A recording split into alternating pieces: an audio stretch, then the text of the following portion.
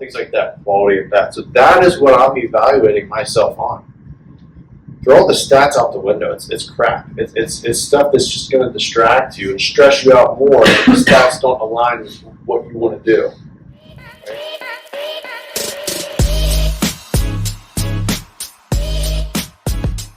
Here about this post-game evaluation that I have on the board.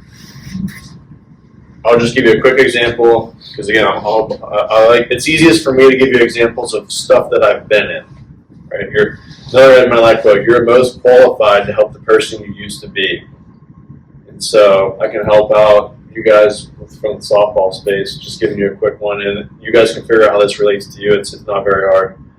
But what is the proper post-game evaluation, post-match evaluation? Is it the stats? Is it if you won or lost? It's really not. And so, like for me as a ball player, I would have 2 rocket line drives that got caught, go 0 for 2 with no hits. And if I looked at the stats, I failed. But if I thought about what I actually did, what I could control, I had a great game. And so it all comes back to figuring out what you can control. Or the things that you could control, something that you're proud of, or there's something that you can want to change for the next time you're up there. All right? And so that's a really big one with giving yourself a proper post-game evaluation. Relating it to baseball and softball, I like to evaluate myself on quality at bats. So there's a list of things you can do to have a quality at bat. For example, if I get a hit, that's a quality at bat. If I hit the ball hard, even if they catch it, I'm out, it's still a quality at bat or hit ball. If I walk, it's a quality at bat because I'm on base and help my team get a run to score. If I get hit by a pitch, it's a quality at bat because it's the same thing, I'm on base. If I'm up to bat and I see 8 pitches or more, it's a quality at bat because I'm wearing out the pitcher, they're having to throw more pitches, and I'm showing that I can battle, right? I'm showing I can battle. 8 pitches in a bat's a lot of pitches, right? And so that's why that would be a quality at bat. There's a couple others too. Like a sacrifice fly, scoring a run for your team, an RBI, even if you're out, things like that, quality of that. So that is what I'm evaluating myself on. Throw all the stats out the window. It's crap. It's stuff that's just going to distract you and stress you out more if the stats don't align with what you want to do. Right? You go over 2, over 3, over 4. You know, the more you think about that, the worse it is for your confidence and your mental game. So evaluate yourself on quality of bats. You'll know what you really need to adjust, and then, or maybe even what you can keep doing to stay consistent at, and realize that maybe you had a better game than you realized. So think about right now. Think about maybe a good game you played, really tough battle that you ended up losing, but you're proud of the way that you performed. Right? How can that relate to it? What are the things that you did throughout your match or your game that were in line with your plan, that are who you are as a player, right? Those are good games, regardless of the result.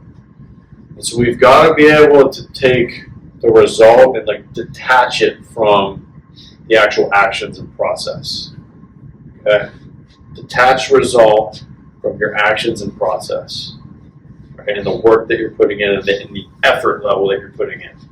Okay? Because sadly, effort does not relate to wins or losses. You got to try as hard as you can no matter what, yes, but how many times have you given everything you got and it still isn't enough, right? So detach that for a second, right? Because when we start thinking, and this was probably for me the toughest thing that if I would have known at the time would have made sense, but I did not.